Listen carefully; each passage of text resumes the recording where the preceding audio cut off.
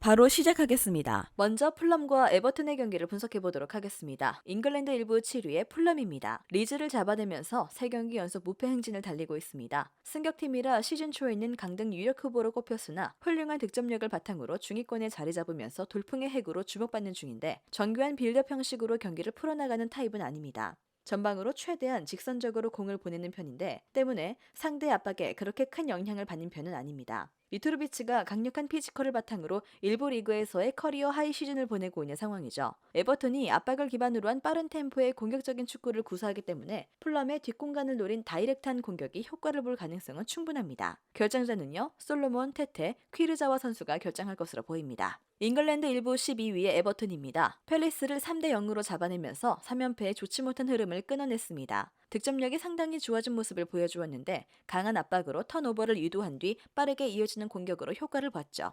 램파드 감독은 첼시 시절부터 강력한 압박을 중시하는 성향을 보였습니다. 지난 경기에서 선제골을 넣었던 방식도 상대 진영에서 강한 압박으로 턴오버를 유발하고 빠르게 역습으로 이어간 패턴이었습니다.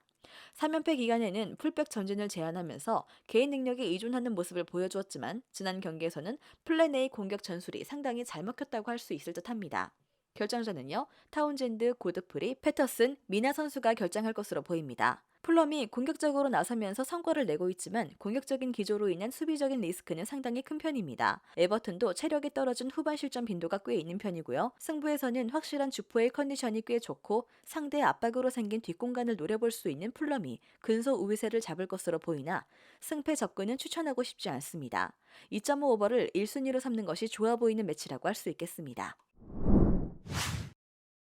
다음은 리버풀과 리자 유나이티드의 경기를 분석해 보도록 하겠습니다. 잉글랜드 1부 8위의 리버풀입니다. 아약스를 3대 0으로 대파하면서 노팅엄전 패배에서 어느 정도 벗어났습니다. 챔스 16강을 확정지었고 주력 선수들이 대부분 좋은 폼을 보여주었다는 점을 긍정적으로 볼 수 있었던 경기입니다. 다만 주력 선수들의 체력적인 문제는 확실하게 짚고 넘어가는 편이 좋은데요. 현재 리버풀 스쿼드는 주력과 비주력 선수들의 격차가 상당히 큰 상황인데 클롭 감독이 스몰 스쿼드를 지향하는 감독이기도 합니다. 때문에 로테이션을 돌리면 경기력을 장담하기 어려운 상황이고 리그 순위를 올려야 하는 입장에서 이 경기에서 과감하게 로테이션을 돌리기도 어려울 것으로 보입니다. 문제는 주전들의 노쇠화로 인해 팀의 기동력이 상당히 떨어졌다는 점인데요. 때문에 상대가 마음먹고 수비에 나서게 된다면 상대를 공략하기 어려워하는 편입니다.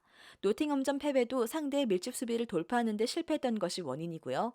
예전에는 아놀드나 로버트슨의 킥으로 이를 공략하는 경우가 있었지만 양 풀백도 그동안 많은 출전 시간을 소화하느라 폼이 예전 같지 못한 상황입니다.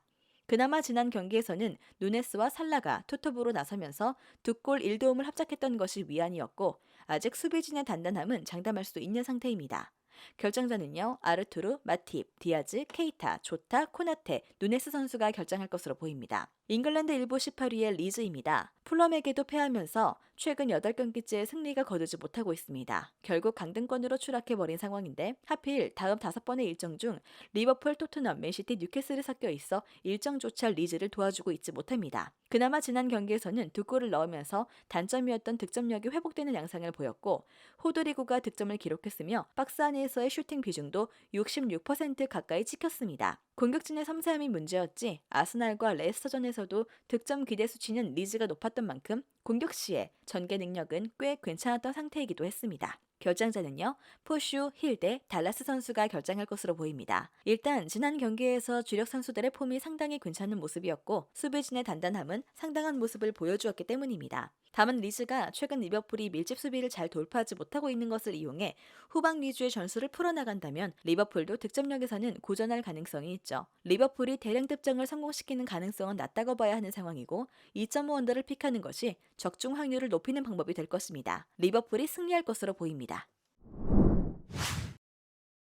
다음은 세비야와 바이에카노의 경기를 분석해 보도록 하겠습니다. 스페인 1부 16위의 세비야입니다. 산파올리 감독이 부임한 이후에는 상승세입니다. 산파올리 감독이 지휘봉을 잡은 이후에는 레알 마드리드와의 경기를 제외하면 무패를 기록 중이고 지난 경기에서는 코펜하겐을 3대 0으로 잡아내면서 부진했던 득점력이 잘 터지는 모습을 보여주기도 했습니다. 세비야의 올 시즌 문제는 공격력인데 지난 경기에서는 코펜하겐을 상대로 좋은 모습을 보였으나 코펜하겐과의 전력 차이가 상당히 컸음은 고려해야 합니다. 산파올리 감독 부임 이후에는 중앙에서의 매끄러운 전개가 이루어지곤 있으나 전방 자원들의 부족한 활약으로 많은 득점을 기록하지 못했습니다. 결정자는요, 코로나, 레키크, 니안주 선수가 결정할 것으로 보입니다. 스페인 1부 12위의 라요입니다. 최근 3경기에서 모두 승점을 따내는 중입니다. 그러나 다음 2경기가 세비야와 레알 마드리드이고 베티스도 근시일 내에 만나기 때문에 일정상으로 아주 웃어주는 상황은 아니라고 볼 수 있겠습니다. 결정자는요, 마틴 선수가 결정할 것으로 보입니다. 라요가 올 시즌 점유율 위주의 축구를 하고 있으나 상위 전력팀을 상대로는 점유율 확보에 상당히 어려움을 겪는 경우가 많습니다. 세비야 역시 라요와 비슷한 기조로 경기를 운영하고 있기 때문에 중앙 싸움에서는 우위를 점할 가능성이 높고요. 다만 세비야가 아직 리그에서는 전통 공격수의 부진으로 인해 확실하게 상대를 압도하는 공격력은 보여주고 있지 못한 상황입니다. 2.5 언더를 겸하는 것도 좋은 선택이 될 것이라고 볼 수 있습니다.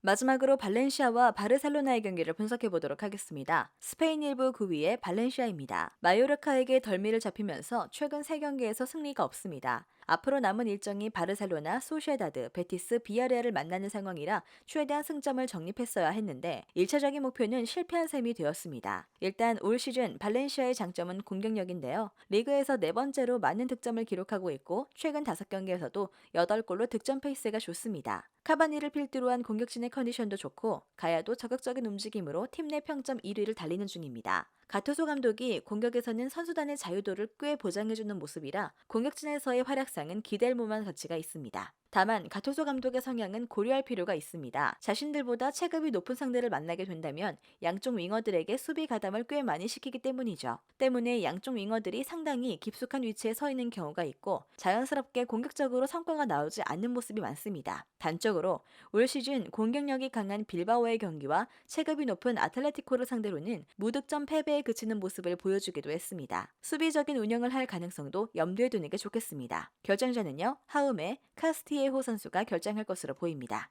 스페인 1부 2위의 바르셀로나입니다. 바이에른 뮌헨에게 0대3으로 대패했습니다. 인테르가 풀젠을 잡아내면서 유로파 행이 확정되었던 상황이라곤 하나 너무 무기력한 모습만을 보여주었죠. 스코어 차이가 벌어지면서 주전들을 빼는 모습까지 보여주는 등 사비 감독을 향한 현지 팬들의 민심은 험악 그 자체입니다. 지난 경기에서 바르셀로나가 보여준 문제는 역시 레반도프스키 의존도인데 지난 경기에서 레반도프스키가 더 리흐트에게 막혀버리자 공격에서 활로를 찾지 못했고 결국 90분 내내 유효 슈팅을 하나도 기록하지 못했습니다. 그나마 발데가 활약하면서 측면 활로를 찾는 시도를 하긴 했지만 전반전은 공격 침체를 홀로 감당하지 못했습니다. 그래도 쿤테, 페드리 등 주력 선수들을 조기에 빼준 것이 이번 경기에서는 도움이 될 수 있을 것으로 보입니다. 팬들에게 조기의 승부를 포기했다는 비판을 듣는 것은 감수해야겠지만 주중 챔스 일정으로 인한 피로도에서는 다소 자유로울 수 있을 듯하죠. 결정자는요, 크리스텐센, 데파이, 아라우오 선수가 결정할 것으로 보입니다.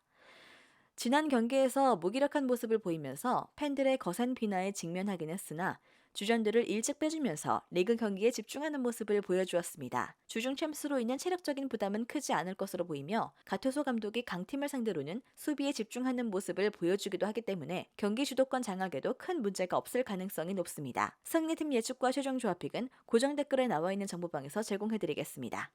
영상에서 알려드리는 내용들은 모두 1차 분석 내용들이며 2차 분석과 최종 조합픽은 영상 하단 고정 댓글 링크로 문의 주시면 안내 도와드리도록 하겠습니다.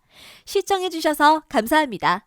아직도 혼자 분석하고 계신가요? 이슬TV 스포츠 정보방에서는 실시간 스포츠 커넥션을 통한 소통하는 관리 시스템으로 확실한 수익을 전해드리고 있습니다. 정보방 입장 조건은 없으며 일반인들은 쉽게 접할 수 없는 배당 흐름 분석, 모든 경기 라인업과 결장자, 마지막으로 분석 모델링을 통한 최종 조합픽까지 무료로 제공해드리고 있습니다. 물론 마음에 안 들면 둘러보시고 나가셔도 됩니다.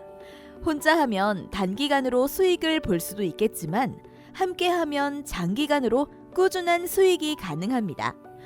정보방 무료 참여하시고 꾸준한 수익을 원하시는 분들은 영상 고정 댓글 링크로 문의 주시면 안내 도와드리겠습니다. 늦지 않았습니다. 함께 합시다.